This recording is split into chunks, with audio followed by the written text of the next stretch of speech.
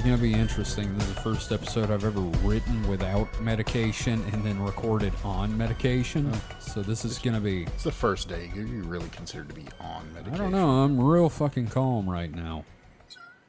But Doesn't this stuff take like 2 weeks to actually like... Allegedly, but things work weird with me. Hello, and welcome to Supernatural Selection. I'm your host, Kevin Heyman. With me this week are Mike the Skeptic. Mike, how you doing? It's day 6 without beaver nuggets, and I don't think I can make it. You know, I get that, actually. I really do. But just before we started recording, I thought I would like to snack on something. Where are those? Oh, wait, I'm out of beaver nuggets. I'm just like... We don't even have a Buc-ee's to go to. It'll be like a year before I get any more, because we really only go there, on the way to Atlanta. Mike, on the way back, 10 bags. Without a Buc-ee's, you're completely fucked. They'd be completely stale, though, by the time you got to bag number 8. Maybe. Maybe you should freeze them. I wonder how freeze-friendly beaver nuggets are. I don't know, but this is getting weird.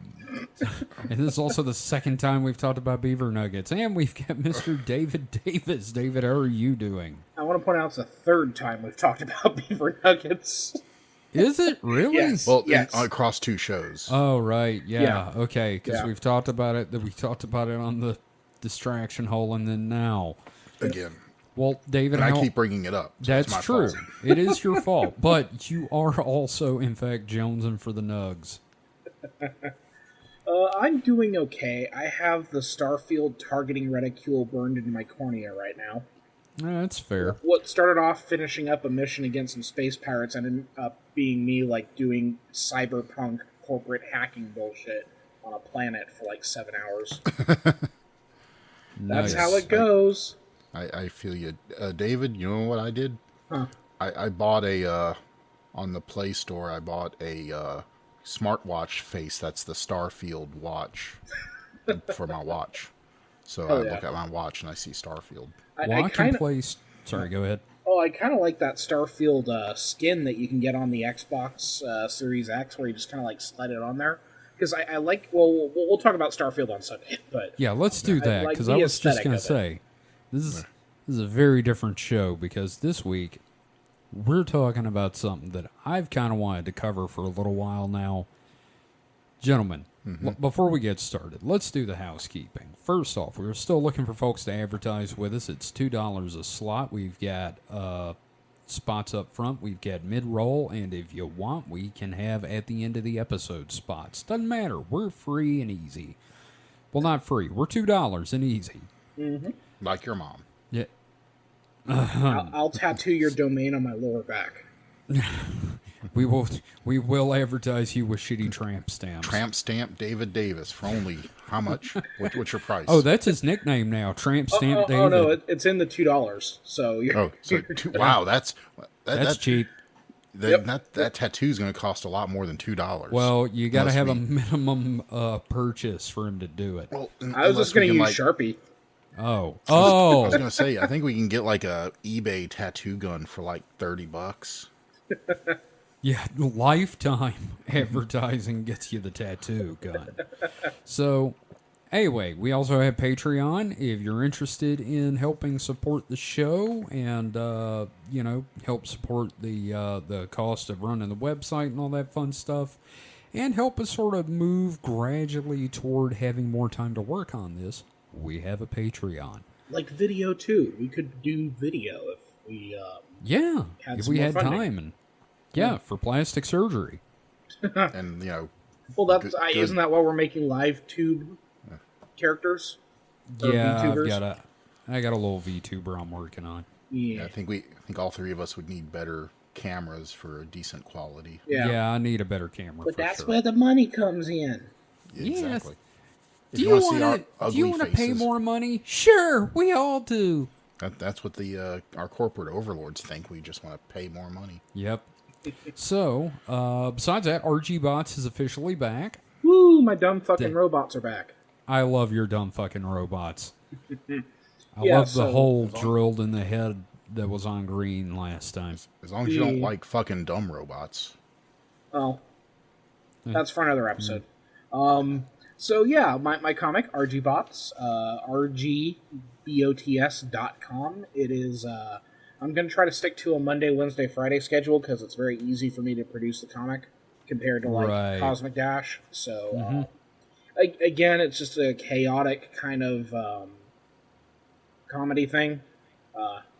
Yep. I enjoy it. It's fun. It's fun. It's goofy as fuck. That's all you need to know. Yep. So, that being said, how about we get on to the subject at hand for this week? Okay. Yeah.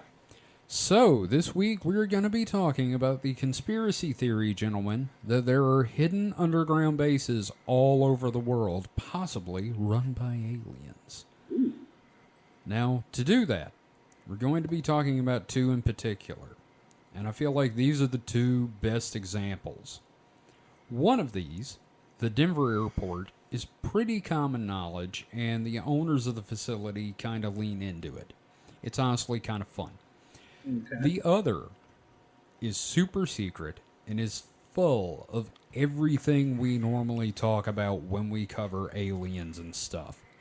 There's lots of these we could discuss, but the one we're covering is the Dulce Base. Ooh. So the sweet base? Yeah, sweet base. Our sources this week. First is Conspiracy Theories. Beneath the Radar, the Denver International Airport, Kindle edition by Cheryl Leonard. This is actually a pretty good read, and it sets out the conspiracy of the Denver airport, the elements behind it, and then it just is like, here, you fucking deal with it now. You do the work, I'm bitter. Yeah, it doesn't try to tell you it's true or anything. It doesn't say it's false. It's like, this is what some people believe. Good luck sleeping tonight. I'll sleep fine, thank you very much. Our second source is the Dulce Wars, Underground Alien Bases and the Battle for Planet Earth, Kindle edition by Branton. Just Branton? Just Branton. The resort town that's Branson. Branson. That's Branson. That's Branson, Missouri. This is Branton. It just reminds me of The Simpsons. Gabbo's coming. Yes, exactly. Now, like a Biden's son. No, that's Hunter. That's Hunter. No, I'm trying to think of what was Brand. Oh, that's Let's Go Brandon. It's like if Bryan Cranston wanted to like go and simplify his name. Oh, like Madonna. Yeah, just Branton. Branton, yeah. Now, I don't know who Branton is, but he needs medication. The book will lay out a conspiracy and then explain that it's bullshit, after I made the fucking notes on the conspiracy. Oh, God. And then it jumps around real badly. There are chapters about the conspiracy, chapters about the base, a chapter about the conspiracy already covered, and then a chapter about... It's really poorly constructed. And our last source is it is sacred-text.com/UFO/dulce.htm. I have a link to it if you want to look at it. It is literally a green text on black background site from the early days of the internet that made me feel really nostalgic, actually. Like it kind of has that sort of I shouldn't be seeing this info feel of the early internet. It feels like I'm looking over God, what's his name? Ferris Bueller kid. Matthew Broderick? Oh yeah, War Games? Yeah, it feels like I'm looking over his shoulder during War Games. It's going, do you want to play a game? It makes me feel like it was written by a 14-year-old who had just seen The Matrix and thought it was the baddest ass stuff ever. I am willing to wager that it was a 30-year-old that had just seen The Matrix and thinks it's the most badass thing ever. I'm going to say it was a 52-year-old who read Cyberpunk. Or who read, I don't know, one of those Cyberpunk books. Snow Crash? Snow Crash. Yeah, there you go, Snow Crash. Yeah. No, it was a 44-year-old who had their 14-year-old son in the late 90s helped them build the web page. You know what? It's all those things and more. And less. And much less. Yes. So, guys, let's talk about the Denver airport. Okay. Now, so seeing as this one's covered by the lamestream media, what do you guys know about the Denver airport? It's an airport in Denver. Yeah. God damn it. Had like a lot of wasn't it over budget and like way behind schedule? Yes. Yes, it was. Very good, Mike. I mean, I'm just remembering what I heard from the news. No, seriously. Very good. On February 28th, in fact, 1995, the Denver International Airport opened over budget and behind schedule. Yep. There was a lot of pushback from the locals because they already had what they felt was a perfectly serviceable airport, but this new one was pushed through nonetheless. That's big airline for you. Big airline. It's like big pharma. Mm-hmm. It's also much further away from Denver, which is one of the first things conspiracy theorists point out about it. And while that does sound odd to some people, does anyone really want to live next to an airport? No. In fact, all the NIMBYs really like moving next to airports and then complaining about them. Mm-hmm. What is a NIMBY? Not in my backyard. Oh, those guys, right. I got kicked off of Nextdoor for calling someone a NIMBY. Nice. Heck yeah. Now, I know Jackson's airport isn't even in the same fucking county, let alone the same city.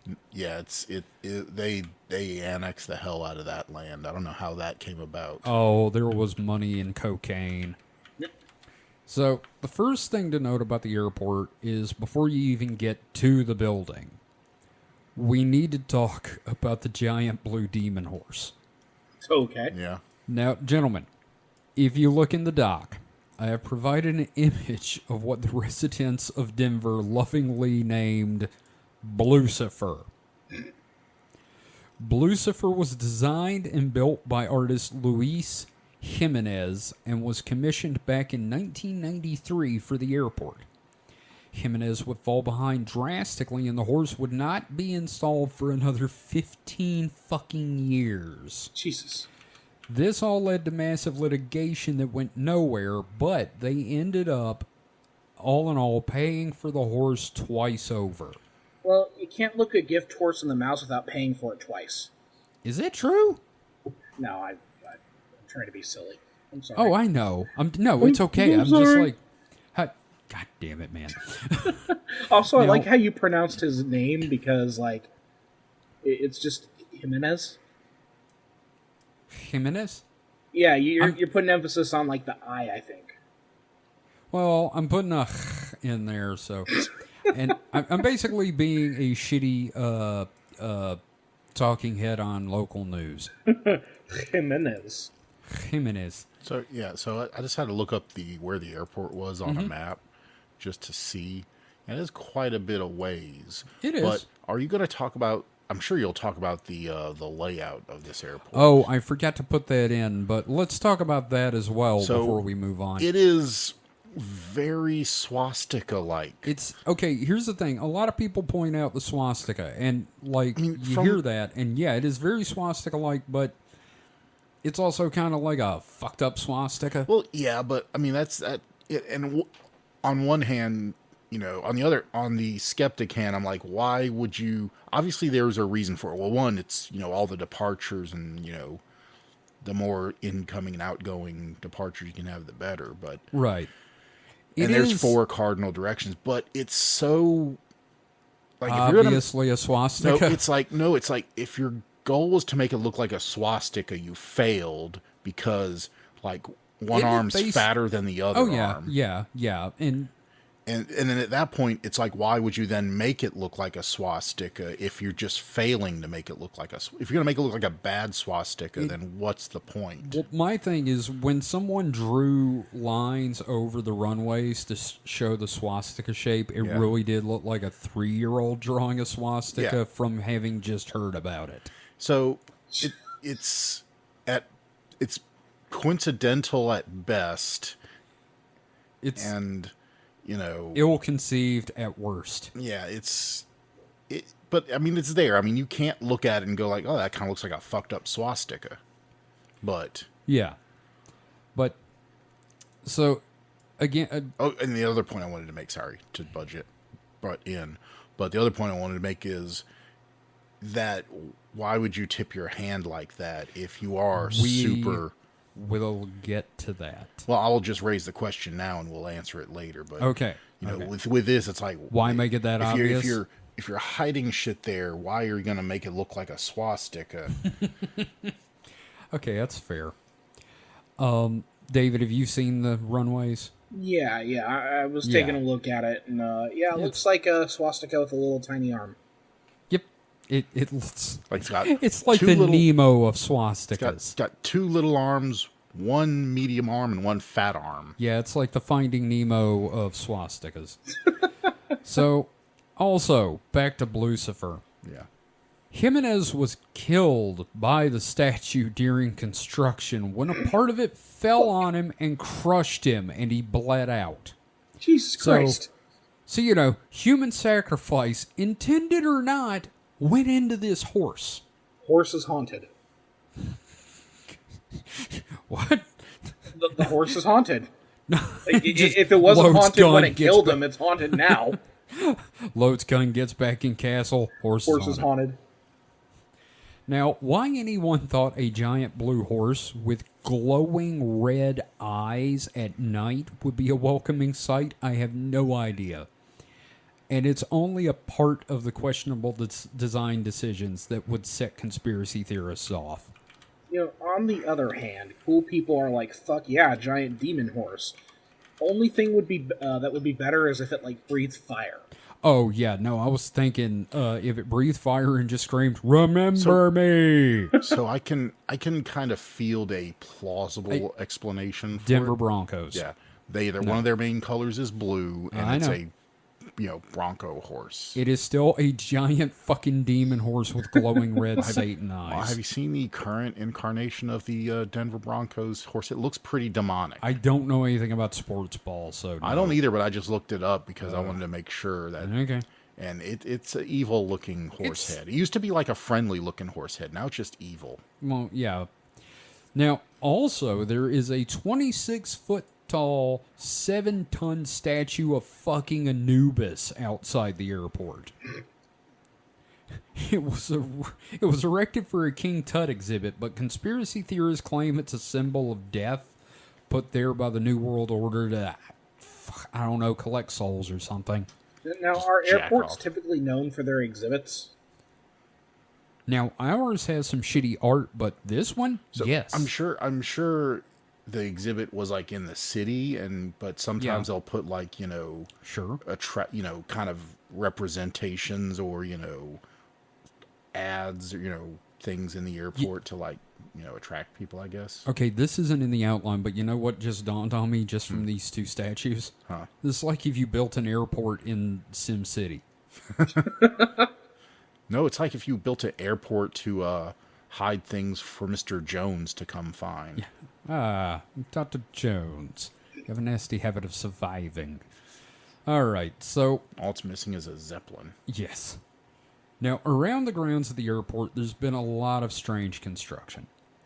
First, several buildings and runways were constructed before opening and then buried. When asked, the airport commission simply said they were, quote, built wrong, and that's as much info as they've given. We built on the wrong ley lines. All right, you know what? That's as good an explanation as anything, to be honest. So I doubt runways were buried. That doesn't make sense. That's in the conspiracy. But, I'm sure... The buildings... I got a theory about the buildings. Yeah. Yeah. But they say, of course... Now, there's also fences around the airport. And we'll get back to what the buildings are there for in a minute. But the fences around the airport are topped with inward-facing razor wire, which people have pointed to, along with the buildings and runways, as being signs of future re-education camps set up for the New World Order Illuminati lizard people.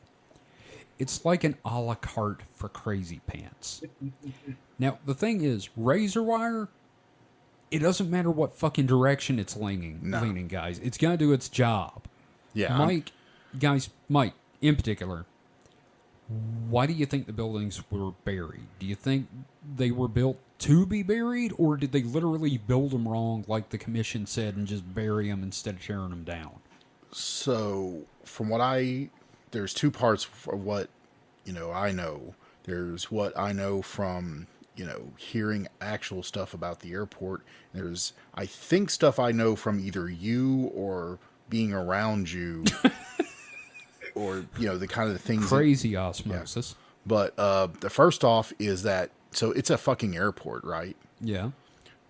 You do realize, people should realize that, airports have to do things like, move luggage and shit around. There are subterranean, if possible, like, yes, airports like the airport here doesn't have any subterranean levels because we can't really dig down very deep. Yeah, Yazoo Clay would tear that shit apart like a child with tinfoil. In places with, like, good bedrock or good, like, say, soil, a mountainous area? Yeah.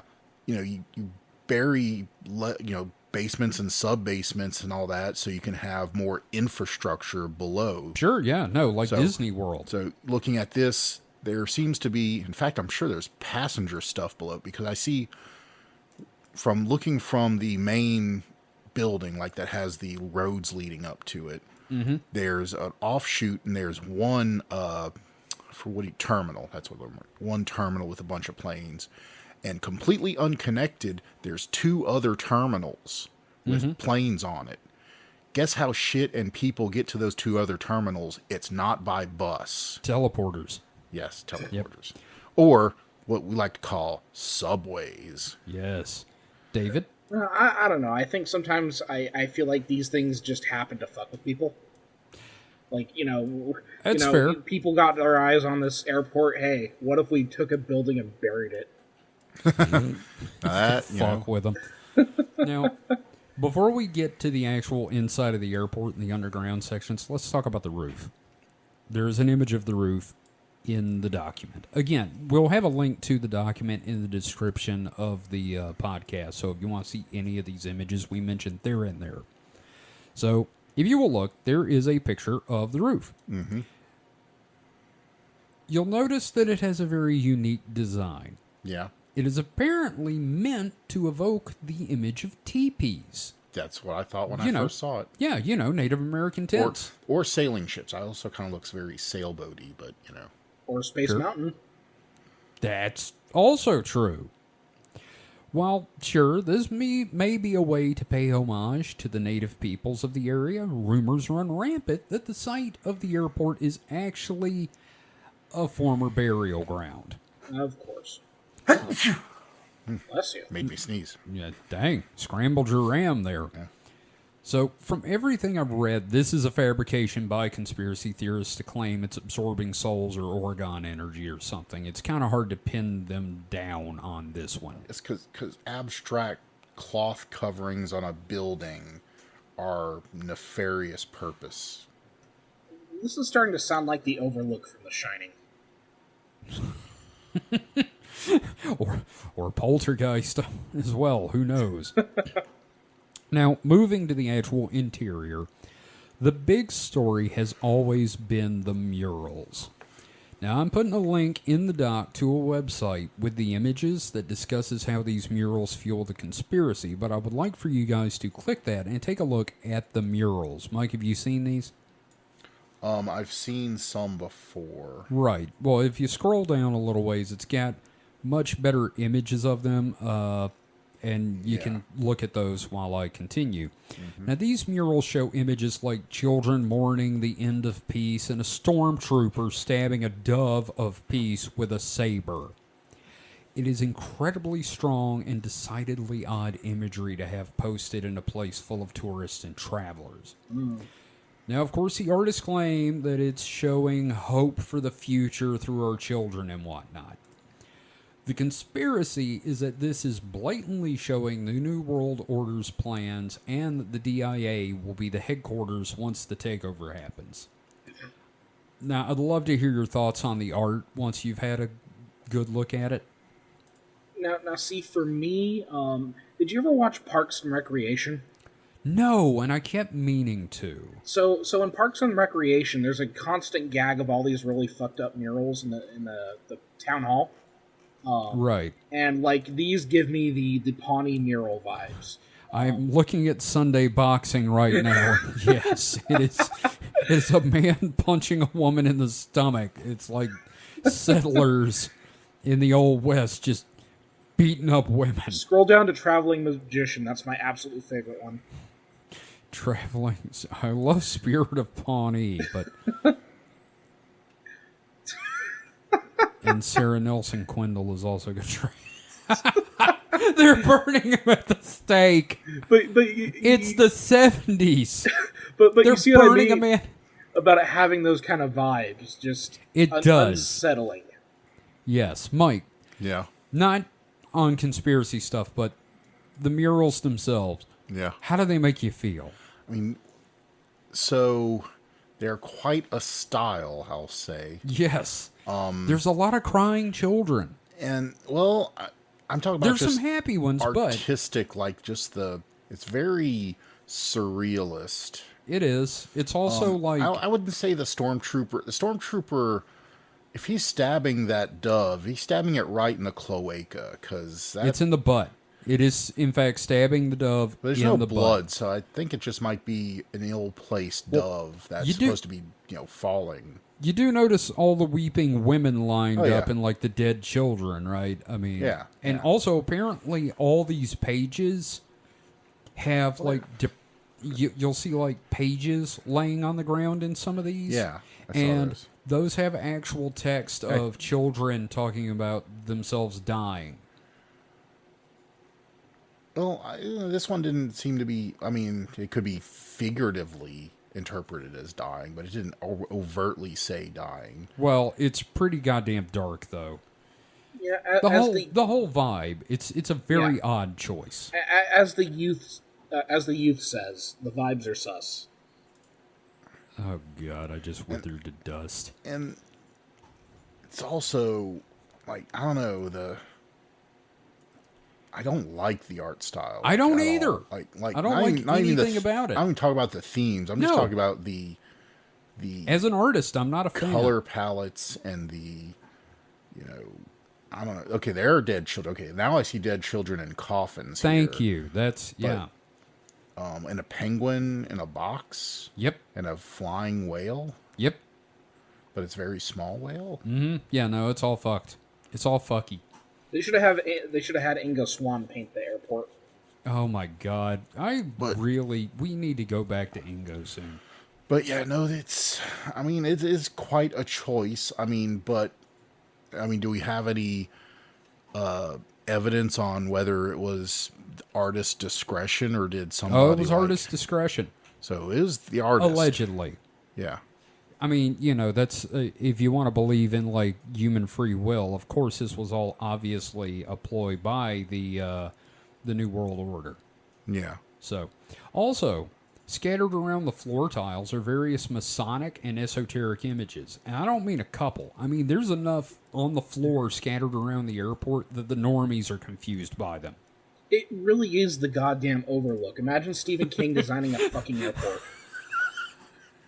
It's crazy because I keep thinking of like the carpet that Danny's playing with his cars on and everything like that. Yeah. Now, along the same lines, there is a plaque and a pedestal that looks for all the world like a goddamn control panel of some form that is, again, covered in Masonic images and literally mentions the fucking New World Order. Needless to say, some folks think that this pedestal will be used to activate the secret parts of the complex once we're all taken over by whoever it is that's meant to take us over. Now, a last thing to note in the airport itself are the two gargoyles sitting in suitcases overlooking the baggage return.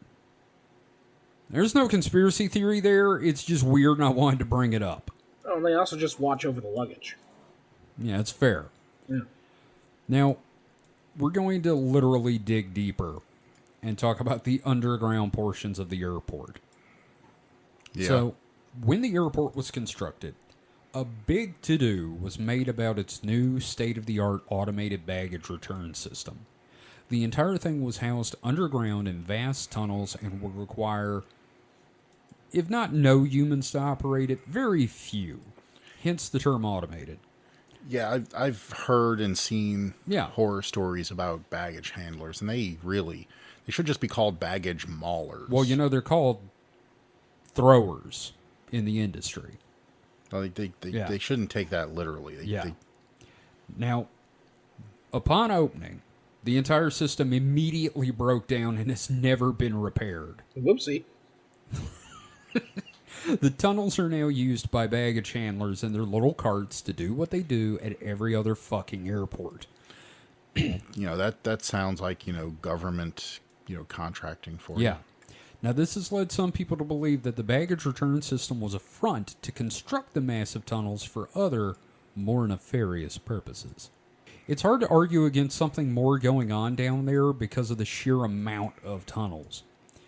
Now, besides the area where the baggage system is, there are huge tunnels and halls leading off into areas of the underground where no one goes and where no one is allowed to go. They're closed off with cyclone fences in some cases, sometimes with gates in them, and the purposes of these tunnels are obviously the subject of conspiracy. Some speculate that the tunnels lead to the buried buildings. Just wait till we get to the non-Euclidean geometry. Oh yeah, somebody's gonna fall into the fucking corner. Now, others say they connect to a vast network of underground bases around the world, including Dulce, that can be reached by light-speed rail systems.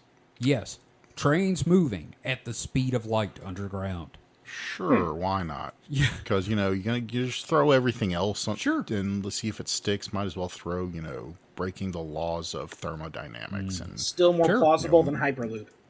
Yeah, that's true.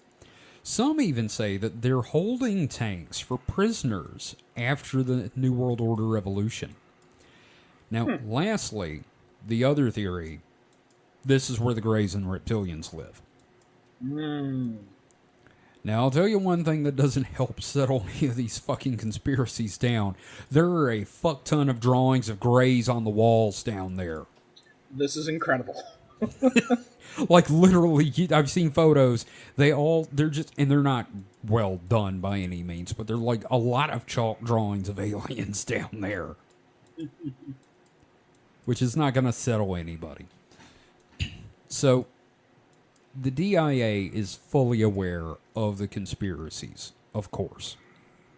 And one of the things they've done is anytime there's construction or a new store going up or something, they put up a sign or wall it off with either a dude with an iguana head or a gray alien with some text talking about they're doing construction for their overlords. Now, they have also opened a conspiracy museum in the airport, and it has shit like fake alien skulls and stuff about the reptilians. And you know what? Good for them. I feel like flat out ignoring it would be the wrong way to go about handling it. And at least this way they can have some fun with it and maybe brighten someone's day through, while they're going through such a busy airport. But on the other hand, it also just kind of empowers the nut jobs. Because it's like, oh no, they're putting this out in public to mock us. So it's a hard position to take, but this is probably the best option they had. I agree. I feel like if they hadn't done anything, it wouldn't help. Mm-hmm. So we've kind of learned lately that when the government does come out and start saying, like with being more open, they've kind of been more open recently about UAP, UFO stuff, and then the recent news, the Mexican government with its little weird corpses that the dead alien they claims are aliens. But the general public and the nut jobs, generally when they do that, just go like, no, I don't believe them. Yeah. So there's kind of a bathtub curve there of what nut jobs will be willing to swallow. Well, when they're saying that they don't believe them, it's that they're faking this. The real aliens. Oh yeah, no, that's what I mean though. Yeah. I think the more they the more the government tries to open up about it, be more candid, maybe, the less they are believed, even if it aligns with... This is a Dale from King of the Hill situation. Yes. There's nothing the government can do to win them over. So, there is an obvious question here, and Mike asked it earlier. If this is a secret society trying to secretly take over the world in secret, why in the hell did they make it so obvious at the Denver International Airport? Well, the books I read have a fantastic explanation for this. The Illuminati has to put hints out there about everything they do, like when The Simpsons predicted 9/11, or when The Simpsons predicted Trump winning the presidency, or when The Simpsons did any damn thing. Simpsons did it. Simpsons did it. Oh, bite me. It's in their organizational code, allegedly, that they have to let the public know in a weird roundabout way what they're doing to us. Why? Like when Close Encounters of the Third Kind was used to soften us up for a disclosure about aliens that never happened. And I'm not joking about that. The theory is that they funneled information through Jacques Vallée to Spielberg for Close Encounters to get the public ready, and then the Illuminati got cold feet. Which is kind of weird because lizard people, their feet are always cold. My brain. My fucking brain. Thank you. It's weird. In my younger days, I really could have fallen for this theory. Like if it were the cute girl in the library. It's got just enough legit weird shit that I could see myself falling for it if I were just a little bit more gullible. But I'm not, unfortunately. And I feel like I'm missing out on some of the fun. But I do firmly believe that there is a lot in the underground portions being kept secret. But I think it might be part of a continuation of government plan in case of a national emergency. Like if the world goes to shit somehow, all the leaders can be flown to this fairly remote airport and then taken straight to the underground facilities, providing them with comfort and the ability to carry on plans of action.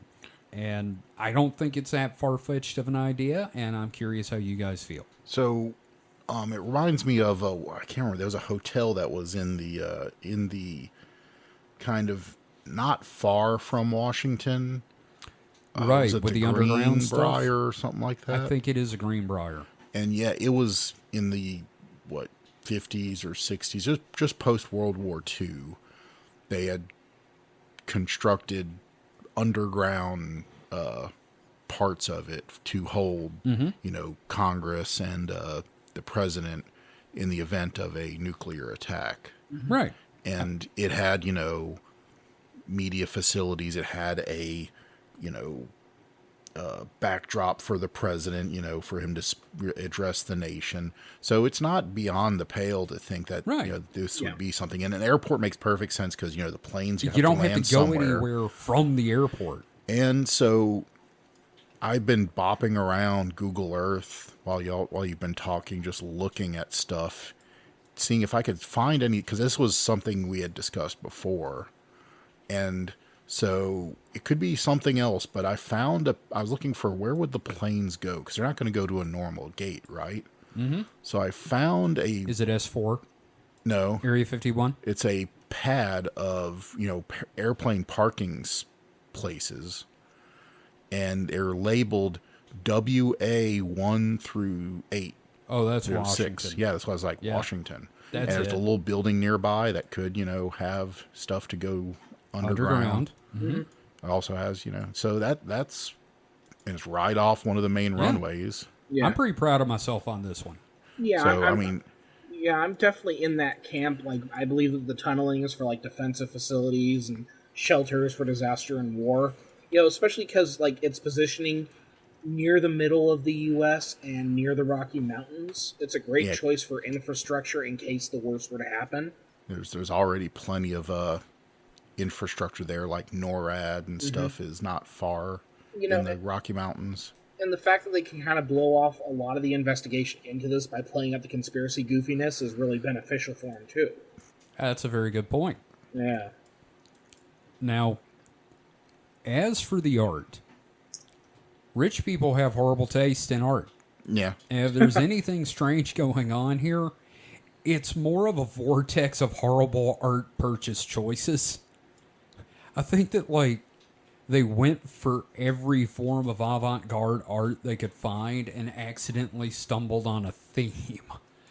You know, kind of like you don't realize you've gotten into a genre of music until you've added, like, your 13th dubstep album artist to Spotify. Name 13 dubstep artists right now. Motherfucker, don't... No, fuck off.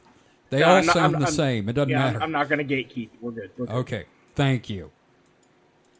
But again, I feel like this is a fun conspiracy if you don't dig enough to get to the anti-Semitism. Anti-Semitism and a conspiracy? No. And speaking of anti-Semitism, we'll hop onto that horrible discussion after this.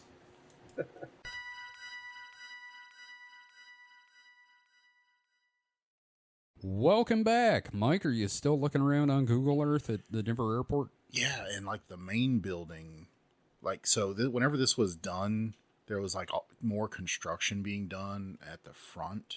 Mm-hmm. And you see it goes pretty deep. Like, I mean, or there's built up areas around it, like the multiple ramps leading up to the parking structures. Oh, yeah. Well, I mean, you got to drive down to the light speed rail thing to get to all the bases.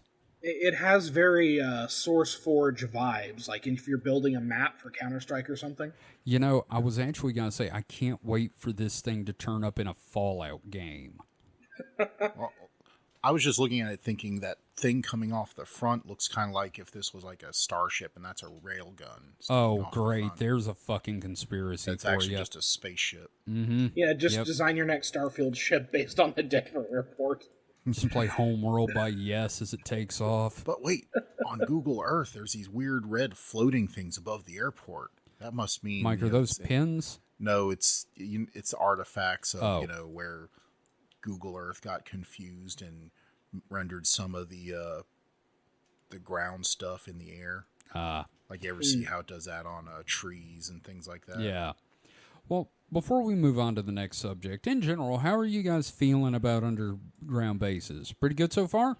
I mean, I always liked the kid in Gleaming the Cube's underground bedroom. So. Oh, yeah, the one that lived in the drainage pipe? Yeah. Yeah, that was cool. Well, David? We're going from something like that's kind of wholesome to probably absolutely awful. Absolutely. Now let me ruin your night. So this next subject is a tough one to put together. And I mean, seriously, I read a lot of material on Dulce, and I listened to several podcasts, and I'm going to try and distill it down without getting into all the names and specifics. Mm-hmm.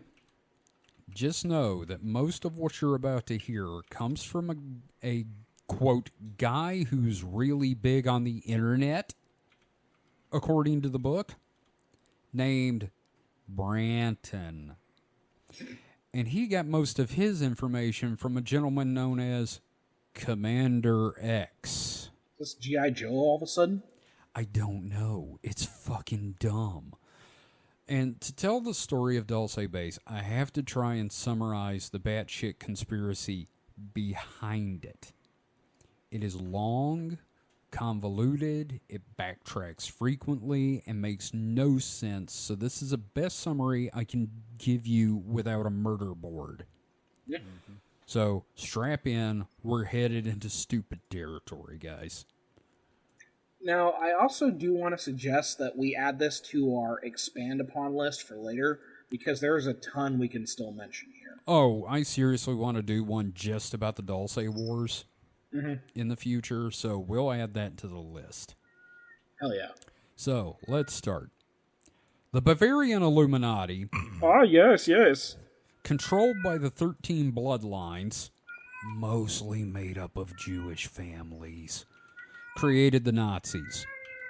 Of course. I'm going to let that sink in for just a second. Okay. I have yet to read a satisfactory explanation of why they would do this and commit the Holocaust, but I'm sure believers in this will scream about manufactured sympathy.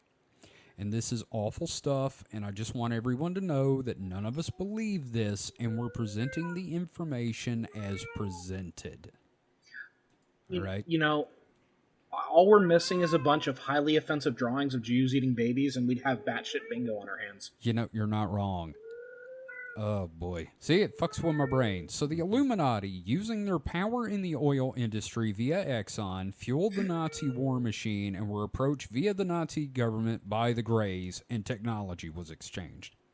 Now, when they say Exxon, they mean Standard Oil, right? Because Exxon wasn't like a thing until like the early 70s, along with like a dozen other oil companies descended from Standard Oil. Yes. But they make a note of saying that Exxon is the main descendant of Standard Oil, so they start using Exxon repeatedly. Huh. And I'm like, that's a little misleading, but sure, why not? Well, when the war went south for Germany, the Illuminati orchestrated Project Paperclip, where German scientists were brought to the U.S. with new identities literally paperclipped to their files. This was actually a cover to begin the Nazi and fascist infiltration of the United States. Thousands of them placed in high-ranking locations in the government. Also a way to benefit from terrible, terrible war crimes in an attempt to fight the communists. But, let's go with the Nazis. Yeah, definitely. Well, and obviously it was all a ploy. So, after Roswell, Eisenhower, of course, signed the Gaeta Treaty with the Greys, where, in exchange for technology, they were allowed to abduct a certain number of humans and animals as long as they kept up with the paperwork. And I love this. Yes, Zipnak had to file TPS reports for anal probing Bubba in Alabama. I now want a workplace sitcom about Area 51 produced by Mike Judge. You know, there is a show that was on TBS, I think it was called People of Earth, that is basically that. It's about a UFO abduction support group and about the aliens that abduct them in a workplace environment on a UFO. And now this whole thing just sets up that skit from Kids in the Hall with anal probing. Yes, exactly. Demented ass freaks. I'm sure the great leader is just a twisted ass freak. But yes, the show actually has like Nordics, Greys, and Reptilians all working together. So I really need to watch this. Yeah, Mike, never mind. We'll see about finding it on streaming legally. So, as the working... God damn it. So as a working relationship with the Greys developed, they built underground bases all over the world that would be co-managed by the Illuminati, of course, now in control of the U.S. government, and the alien species we had become allied with. Now, there's also some, quote, evidence that the aliens already had bases here, and they were connecting them up, like I mentioned, with the Denver airport and the light-speed rail system. And I think this links up with the Atlantis? I don't know. Kill me? I mean, they all, like, tie into each other, and, like, it's just this kind of Ouroboros of awful, terrible conspiracies that just continues to suck each other off until the end of time. Yep. And now, I was going to say a Katamari ball of tangential association. Sure. Hey, that's the highbrow way of saying it. I like it. I just say, just a bunch of dudes, giving each other a reach around. Now, when you mention like them linking up their bases, I keep thinking of like Minecraft terms. Yeah. Where I build like one mine shaft and I go to another mine shaft. Oh yeah, no, and then they lay down redstone and repeater blocks and shit. And mine carts. Just a gray alien punching the dirt. The mine carts are the light speed trains. I bet Notch is part of the lizard people. Probably. Or the Illuminati contacted the lizard people on the Hollow Earth. That is another theory, and it depends on who you're talking to. I kind of like the idea of Lacerda having to come in and do paperwork sometimes, though. She tucks those lizard tits into a tasteful business casual blouse. Let's just all think about that for a minute. No, let's not and move on. So that actually gets us to the base. Thank Christ. Christ has nothing to do with this, sir. Well, you said Lacerda. It's like, well, what are you really going for the circle jerk there? Yeah, no. Well, you got to do callbacks. So let's talk about the base itself. Now, the base was built on Native American land, of course, in Dulce, New Mexico in 1947, with power being provided by the Navajo Dam. Now, the Navajo actually do have memories of some shady shit going down at the time, because lumber trucks were headed into the fucking desert loaded with construction equipment with no lumber ever being sent out. The honkies are at it again. I don't know why I like that so much. So, the base is supposed to be at least 7 floors deep that we know of. Now, there are probably more that the source of all this, Commander X, wasn't privy to. And we'll talk about each level. Now, did they consult Dante Alighieri about this? I don't know who that is. Dante's Inferno?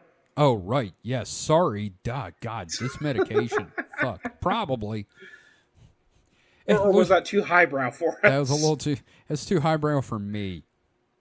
I know 2 languages, English and bad English. Pick one. So, level 1 is security and transportation. It's where all the trains come in and everyone is issued their jumpsuit and a 1-day use ID. So this is where you get the "Hello, my name is" stickers for the mixer. Yes. Hello, my name is... So, that's level 1. Level 2 is known affectionately as the Nightmare Hall. Holy fuck. Yeah. This location is where horrible genetic experiments occur. Our sources, I use that term loosely, say that there are half-human, half-animal hybrids kept in cages and vats that are both dangerous and insane, and spend most of their time screaming. Now this sounds like a level 6 thing. What the fuck is going on below? I know, that's 2 only then? level 2. Every door after this has a scale built into the floor, and if there's more than a 3-pound difference in your weight, you will get security checked. The Isle of Dr. Moreau. This joke will be funnier when you see the outline. You know, I didn't know what you meant by that until I actually read that, and I'm like, oh, yeah, no, I get that. Wow, that's deep. Yeah. So, one of the things about the Nightmare Hall is they talk about, like, it's half human, half bat, half human, half shark, half human, half spider. And I'm like, it's seriously, it sounds like a B movie. It's the Furry Factory. It sounds like Bela Lugosi's going to come out as his mad scientist character from all the shorts going, yes, this simplifies everything. It's the government-sponsored Fursona generator. Oh my God. Yep, nope, this is the Fur Affinity Ward.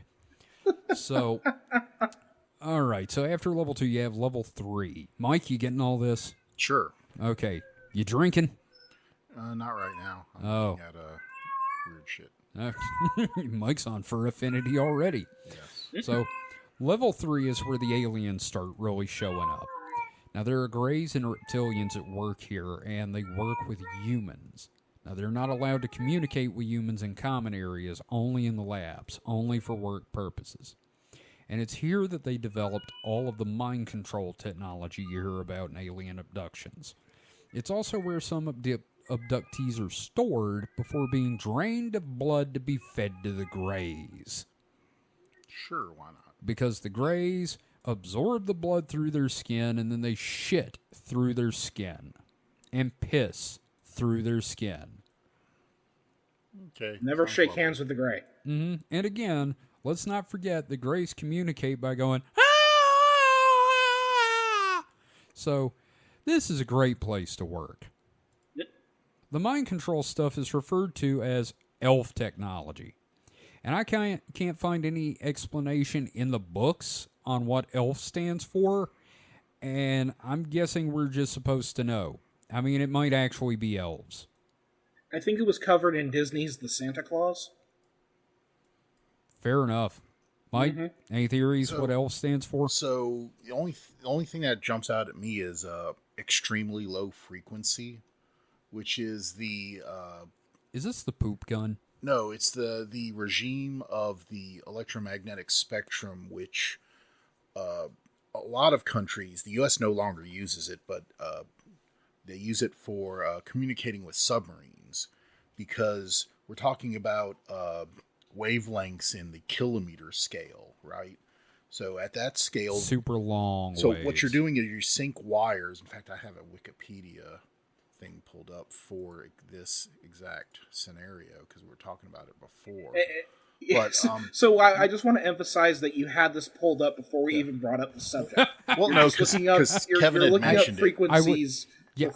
I do need to explain that yesterday I was screaming about elf technology at the top of my fucking lungs, and Mike was like, well, now I have to fucking know. But, so what they do is they sync wires into the ground because at these kilometer scale frequencies, we're talking like the couple of hertz, like 2 or 3 hertz, which a hertz is just times per second.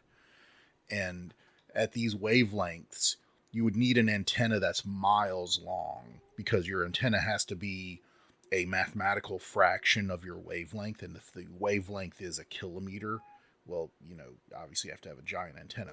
So what they do is they use the Earth itself as the antenna because, the Earth is a ground and it's theoretically electrically conductive. Well, that's what ground. Whenever I know. you look at or hear anything about grounding in your house, it literally means going to the ground. There's a wire that in your house that goes to the Earth because part of the Earth is used as the return for your electrical, like your electricity that comes in your house. Well, part of it leaves through the ground and goes back to the electrical station through the ground. Mm. Right, but you're using the Earth as an antenna to broadcast these very long, slow frequencies to submarines for communication because the thing about these submarines are in salt water. What is salt water but fairly conductive electrically?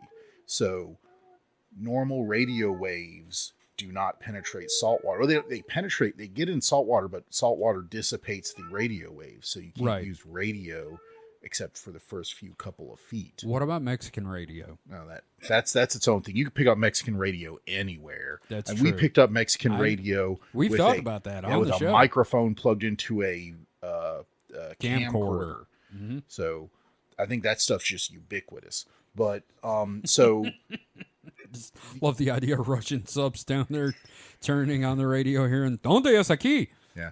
But anyway, this is a long way to say, and the U.S. stopped using it in the early 2000s. I guess we just used satellites or something like that.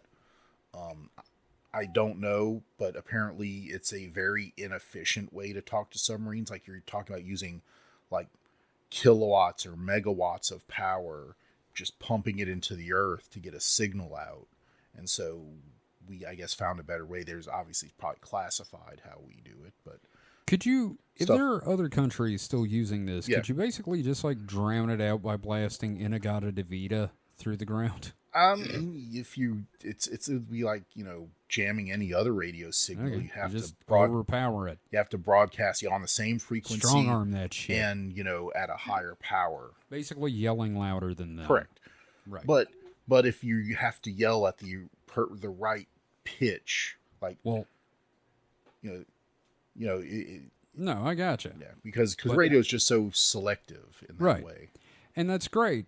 But again, this is all saying that it was created by aliens on level 3 of the Dulce Base. I think it might be, it's one of those things where nut jobs tend to they hear something about that the government uses and prescribe like way more nefarious or awesome things to it than what's real. It's like HARP. Oh yeah. HARP is a frequent. It's a mega weapon. When it's really just, it literally just is used to study and create aurora. All right.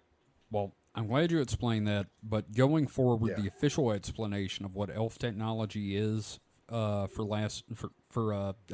I almost called this the wrong show. Supernatural selection is it turns you into Will Ferrell. Can it also conversely turn you into Zooey Deschanel? I mean, I guess if you're down for that, or it could turn you into Deedlit, or could it turn someone else into Zooey Deschanel? It could turn you into Deedlit from Record of Lodoss War. Okay, yeah, why not? Jesus we need to do that anyway. So moving on from elves, Level 4. God, we were talking about a base. Level 4 is for research and experimentation on human auras and souls.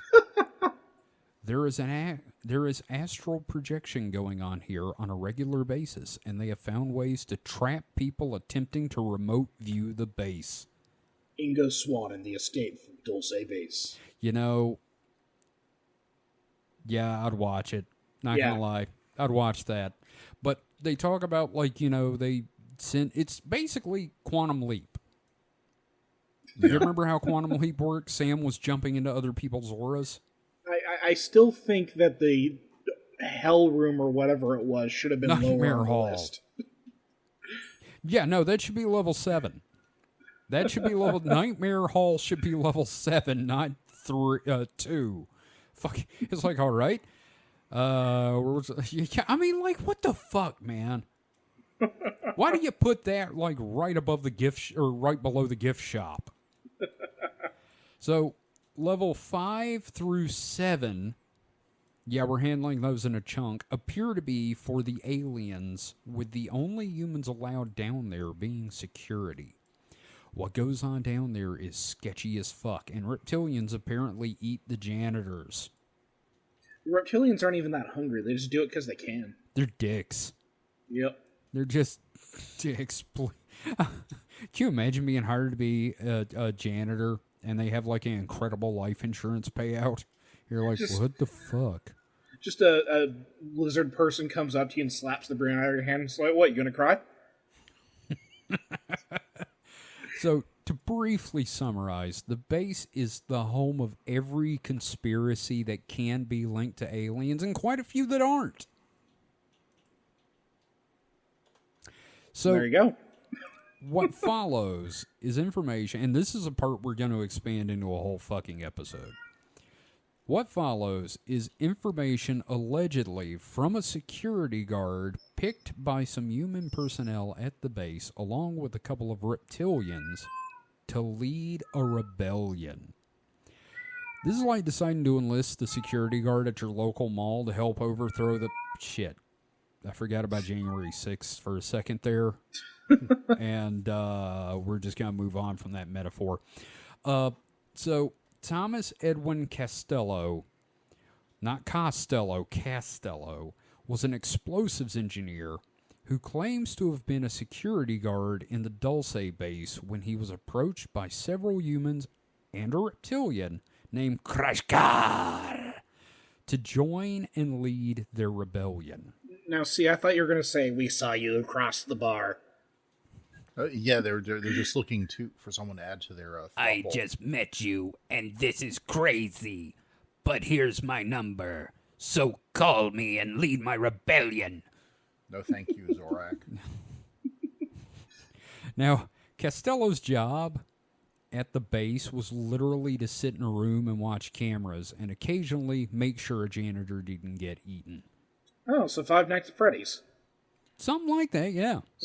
So he's an explosives engineer, but he's just sitting around being a security guard. Yeah, and then get up and walk around every now and again. Mike, you were a security guard. You know what that entails. Yeah, but I was not an explosives engineer, where I could theoretically make way more money doing that. You would think the rebellion was apparently due to the aliens actually being in complete control of the base instead of co-control.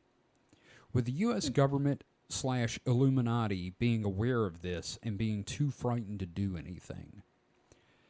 Now, this plays into a lot of stories about our dealings with the Greys. We have apparently been bought and sold, and it's all over but for the crying. The invasion has happened secretly, and we have lost. So basically, it's like a Darth Vader and Cloud City vibe. Gotcha. Yeah. So, they bought us, but with what money? They don't have our money. Technology. Sure. They gave us technology, and we said, yeah, whatever. So, we're going to do an episode about this, eventually, when I can fucking wrap my brain around it and try to make it vaguely cohesive. This is hard enough. So, on the day of the rebellion, the rebels were ambushed while preparing for their action, and 60 humans and several reptilians were murdered by base personnel.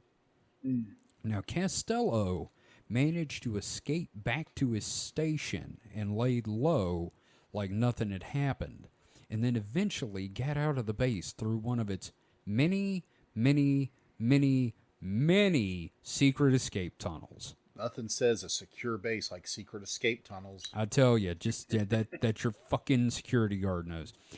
He says with authority that they were betrayed by someone in the rebellion. Now, I'm not a math scientist or anything, but 1 + 1 equals the guy that lived was probably the fucking traitor. Well, why do I picture Wayne Knight circa Jurassic Park when I hear about this guy? I could see that. He has the Dennis Nedry vibe. Yeah, no, I can definitely see that. So Costello said he was sure that his family was already taken and probably dead, and that he would be releasing documents, photos, and video in the coming months that were both stolen and taken by himself at Dulce Base to expose the alien fifth column hiding in the U.S. government so that we can fight back against our alien overlords.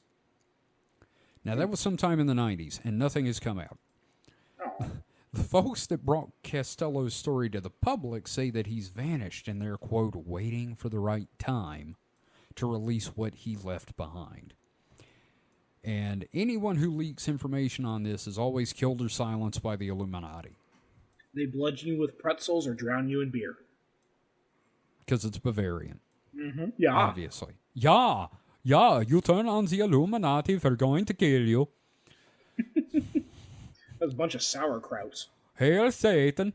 So, anyway, you'll notice something between these two stories that we've talked about, the Dulce Base and Denver Airport. The Illuminati seem to be operating on two different sets of rules here. Now, with Denver, they seem to want everyone to know what they're planning out of some bizarre form of honor or a code of conduct. Now, with Dulce, silence is the ultimate weapon, and no tactics are too far in maintaining silence, except for the books, and the websites, and the new Amazon documentary, and the specials on Tubi TV. Which, now that I think about it, could be them allowing exposure of it via carefully orchestrated leaks to the public that are just too insane to believe. Or it could just be like an East Coast versus West Coast hip-hop thing. Oh, I would... Yeah, same thing, just different vibes. I would really love to see Reptilian Biggie and Gray Tupac. Of course, they could have been. I don't know. We're getting into that area. The entire thing could be two different branches of the Bavarian Illuminati working with little coordination. Possibly one not under the direct influence of the Greys, leading a rebellion that failed at Dulce and centering the new one at Denver. Have I mentioned that I'm off my meds? Oh, you don't really need to tell us. That is readily apparent. Yes. Okay. I just, so you know. So... needless to say, this is all bullshit, and it's two types of bullshit. Or it's the same bullshit, just different flavors. Yeah, but like Denver is some very strange art choices and inept planning of a massive facility having just enough weirdness to spark discussion. And for the most part, it's kind of fun discussion. It's about weird art and weird architecture and nothing that's actually harming anyone on the surface. It's something the airport can lean into and have fun with, and frankly, I want to go see the airport. Mm-hmm. Mike, I think you brought this up. At some point, we need to go to the airport and, all three of us meet. Sure. That'd be fun. Now, Dulce is the worst kind of conspiracy. The kind that came from someone's imagination. It was corroborated by liars claiming they also had proof and found a way to blame the Jews. Again. Always. It's one of those stories that breaks down simply. I mean, it's more complex than I'm about to describe it, but for the sake of my own sanity, I'm going to get down to the skeleton of this monster, okay? Mm-hmm. People see pretty lights in the sky. Everyone wants some kind of explanation. Some folks say it's normal things mistaken for the fantastic. Some folks say it's friends from somewhere out in space. Other folks cannot handle the idea that there might be good beings out there and construct an elaborate story that the government and a religion are working with aliens to rape us and control our minds, and that's why a black man won the election a few years ago, and only a criminal with a spray tan can save us. And all this because someone saw pretty lights in the sky. So, guys, what do you think about our underground bases? How you feeling? Yeah, they're underground and their bases, all right. God damn it! I mean, I would say that you know, the Dulce base was oddly compartmentalized. Like, you know, it was like a mall, and how, you know, or it's more like a department store, and how it had all these levels. It's like, you know. Oh yeah, yeah. You know, they're all these it's levels like were very Dantean in that they were levels of hell. And I think that's part of the inspiration for it, maybe. Yeah. Yeah. You know, so Dulce Base, whatever, it's dumb, hilarious, fun. You know, as for Denver, I still stand by that idea of, like, yeah, it was probably, they also built in defensive infrastructure. Like, it makes too much sense, and it's like, okay, well, we're not going to draw attention to it. If people are going to believe that there's aliens, we'll just play around with it. Right, and I think that's part of what's going on right now with the whole UAP thing. It's the same kind of idea. Mm-hmm. But, yeah, it's interesting. Dulce does deserve a deeper look, but I wanted to get it out there into our listeners' consciousness so that we can come back to it later. David, you and me are going to have to work together on that, because I will end up destroying myself if I do this by myself again. Mm-hmm. Yeah, I'll get your straight jacket, and I'll be there to drape it over you as you study. We're literally going to have to find a website to build a virtual murder board for this one. Because, like, there are so many names involved, it's ridiculous. And the good news is, in our Google Drive folder of weird-ass books that I have for us, David, if you look under your chair, you get a Dulce War. Yay! Bees! Like anyway. That's... So in something else I've found, so earlier in the very beginning of the doc, you said that the conspiracy theorists claim that Denver already had a perfectly fine airport. Yeah, that was Stapleton International Airport. Okay. And apparently over the years it had become, you know, it was built before airlines did the hub model. Right. And it became the hub for pretty much every goddamn airline. And it was just cramped, like, oh yeah, no, fucking overrun and cramped. You cannot tell that to a conspiracy theorist, though. And in the 80s, they started, you know, looking to build a new international airport in the Denver area. Now, bear in mind, I gave you the information I was given. Yeah, I know. No, I'm just adding some, You're doing a mic, and that's great. That's why you're here. Yeah, wow. Okay, so it was apparently scheduled to open in 93. Yes, it was. That's when they commissioned the dude to do the horse. And, I've looked at Google Earth where you can, go back in time. And, in 95, it's still under construction. Mm-hmm. And the earliest pictures I can find that look like it's open that has airplanes is 99. So, it was way behind. Yeah. And again, took 15 years to get that fucking horse out there. Well, yeah, a horse of that majesty takes... Well, that's a horse of a different color. Well, you can lead a horse to an airport, but you can't make him drink the adrenochrome. No, yes. Oh, my... True.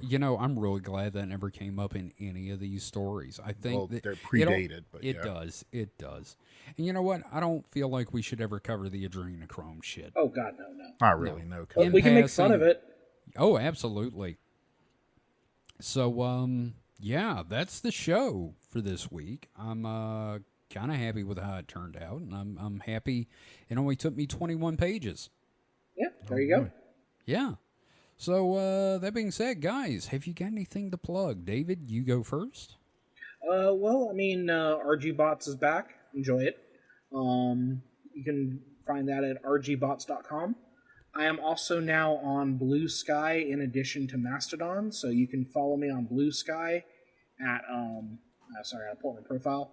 It's at HP Comic, right? Yeah, at hpcomic.bsky.social, or you can find me on Mastodon at hpcomic@horrorhub.club. Awesome. Mike, you got any plugs? No, not really. You get anywhere we can find you on social media? I do, but I don't know that. I mean, I really only. You don't do anything on that. I mean, I have them, but I mostly just like follow people and vaguely check them at irregular intervals. So it's not like I'm posting my deep thoughts or anything. That's fair. My deepest thoughts I save for this show. Right. Well, you can find me on social media. You can find me all over the goddamn place. Just look for me. Most of my usernames right now are Kevin from SuperNatPod or SuperNatPod Kevin. But my main thing is you can find me on Mastodon at Coda010 at retro.pizza. And you can find the show at SuperNatPod at weirdo.network on Mastodon. And you'll find a link to all of our individual profiles in the bio for the show there. So if you want to find out more about the show, you can head to our website, supernatpod.rocks. That is supernatpod.rocks. You'll find a link to our Discord, our Patreon. I don't think you'll find a link to our social media. Maybe you will. I don't remember right now. I got to actually pull up the website and actually look at the damn thing. Probably. But you can find all of our shows, including the Distraction Hole there. So that's fun. Mm-hmm. And again, that's supernatpod.rocks. If you need to get in touch with us outside of social media, we have a contact form there. So, that's it for this week. Anybody got any final thoughts? And according to the Wikipedia, the red glowing eyes of the demonic horse statue are a tribute to the artist's father who owned a neon light shop in Mexico. Oh, fuck off, it does. No, I mean, that's probably true, but, like, there's a lot of colors you could have done that aren't Satan red. Well, I mean, no, neon lights are red. Like, if you're talking about, like, an actual neon light, like, all the other colors of, quote, neon are other gases that aren't neon. Okay, that's fair. But it's like just the sheer conglomeration of things that lead to weird. They're artists. You know artists. They do weird shit, Kevin. Yeah, okay. You try to put any kind of logic to the art, you do. Okay, that's fair. But, yeah, and again, you can find our Patreon on the website as well. How about you, David? Any parting thoughts? Goodbye, horses. I'm crying over you. Goodbye, horses. I'm flying, flying, flying. That's beautiful, man. Is that a reference? I don't get it. Yeah, it's it's Q Lazarus with Goodbye Horses. It's most famously used in Silence of the Lambs when Buffalo Bill is dancing with her penis tucked in. Right. A moment of beauty, a real beautiful moment. Yes, with the mangina. I've seen his downstairs mix up. He's old Greg. Anyway, that's it for this week. We will see you next time for a Week in Weird. So until then, stay safe and stay frosty. Goodbye. Good night, everybody. They should really put a giant gray on top of that horse. They should, just like wearing a cowboy hat and spurs. In fact, make it Roger from American Dad. It's a terrible idea.